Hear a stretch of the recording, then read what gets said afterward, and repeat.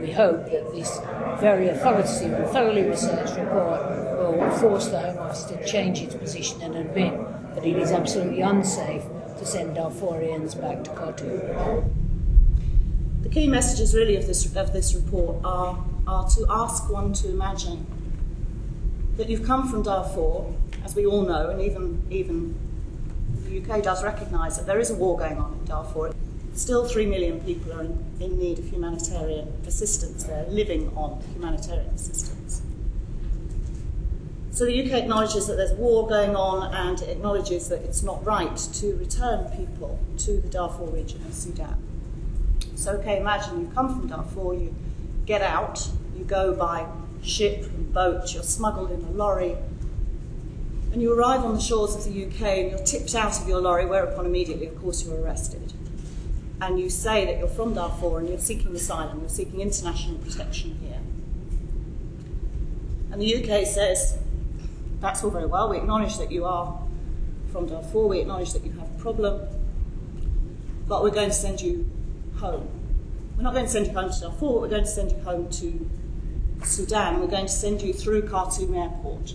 Okay, so imagine you rock up at Khartoum Airport, you've got 2 immigration officials with you, one on either side, and what are the people at Khartoum Airport going to say? Are they going to say, here you are, you've got your travel document, if you have. We see that you've sought asylum in the UK, because that's the only reason why you're being returned in this way. Welcome home, brother.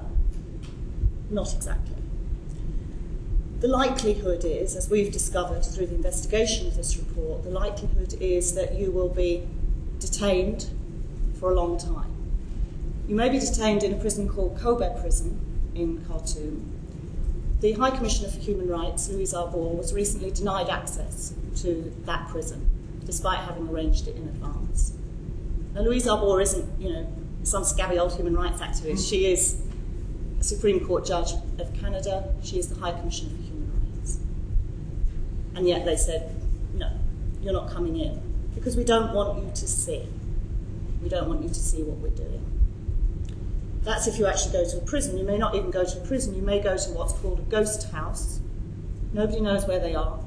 Nobody knows what happens there, except for the very few people who do actually get out of them. And what they tell us is that there is a systematic campaign of torture and mistreatment within those ghost houses. Okay, so imagine that you actually get through the airport and you go into Khartoum. Where are you going to go? Well, we've heard of internally displaced persons camps. And usually when we see them on the television, what we see is rows of organised tents with, white tents with a flag up and a UNICEF sticker and Save the Children there and MSF driving their vans about. That's not what these places are like. They are worse than slums. Jan Pronk, who's the Secretary General Special Representative for Sudan, went to see some of these places last March, not this March, last March. Hasn't been back since. And he said he was startled by them. Now, I've met Jan Pronk, and let me tell you, he's not a man who's easily startled. He doesn't do startled. And yet, that's what he said about these places. He said that they were, and I really, really quote here, worse than Darfur. And yet, the British government will still say that it's okay to return people, to send them back. Let's not talk about return, because they weren't from there in the first place. That it's okay to put people in these conditions. A large minority of people in these settlements have to defecate in the open. And still the British government says it's not unduly harsh to return someone to that environment. There are no international non-governmental organisations working in these camps, in these settlements.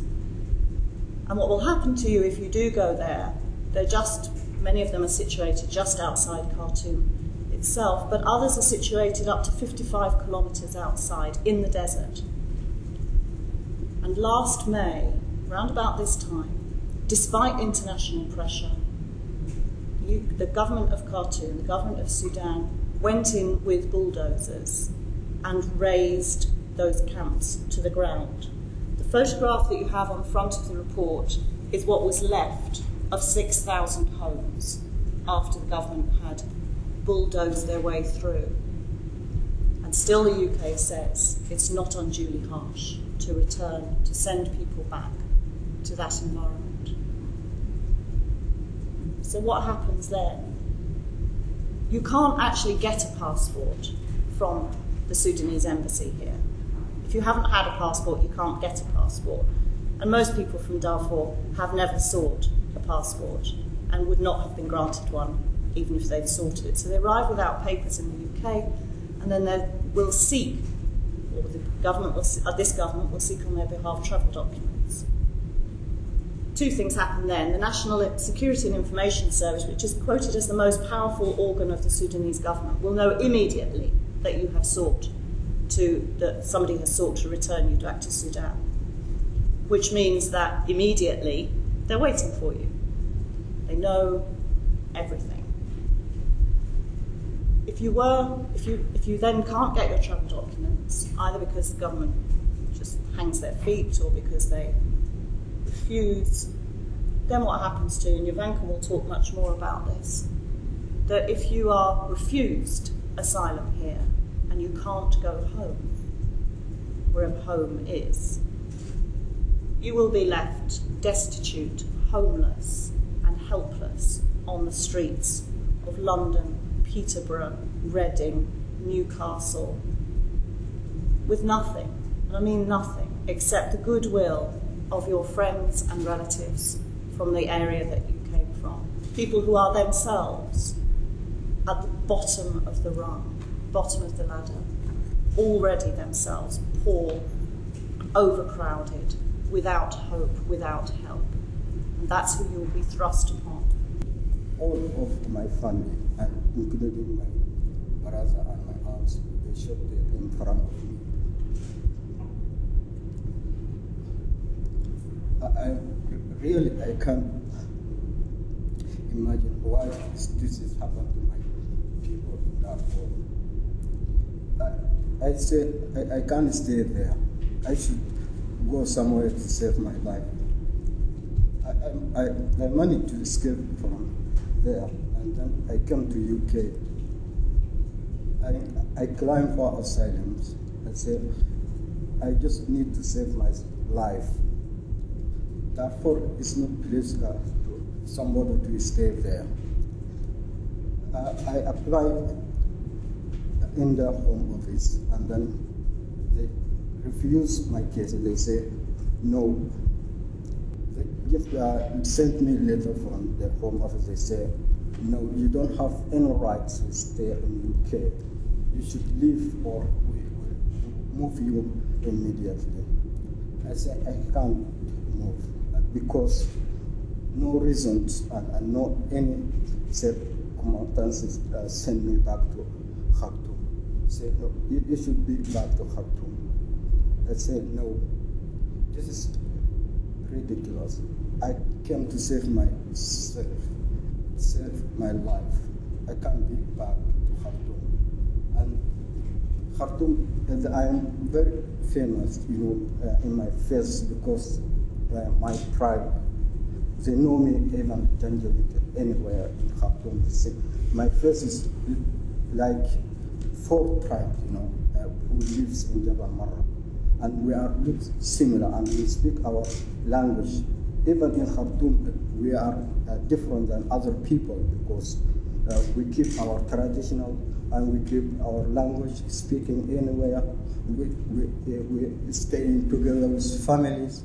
And when you go to Khartoum, and then you suspicion of the saying, because this is for, we need to kill them, and we don't want them more because of their background of African black people. Now here in the UK, I'm still suffering, and my situation is still, in dangers, facing risk of catching an immigrant officer. Maybe they send me back immediately. So now I'm homeless. I don't have any place to go anywhere. We just keeping walking on street sometimes, or staying with friends. Sometimes I don't eat, no food, no benefit. I have no right to work. and this is a desperate life for me. So, and thank you all people who comes to listen my story. And there is a lot of people also from Darfur, they're facing the same situation who I am. And I really want this situation should end at any time, as soon as possible. And one story is not an isolated story. We have one client who came to the end of the asylum process and didn't know what to do with himself because he was destitute. So went back to the Home Office to say that he really couldn't go back to Sudan and needed to claim asylum again. He was arrested and prosecuted for illegally claiming asylum twice. And the criminal judge he'd committed a criminal offence according to the law. And before the criminal judge, he asked if he could have the maximum sentence because this would delay the time that he would be forced to go back to Sudan.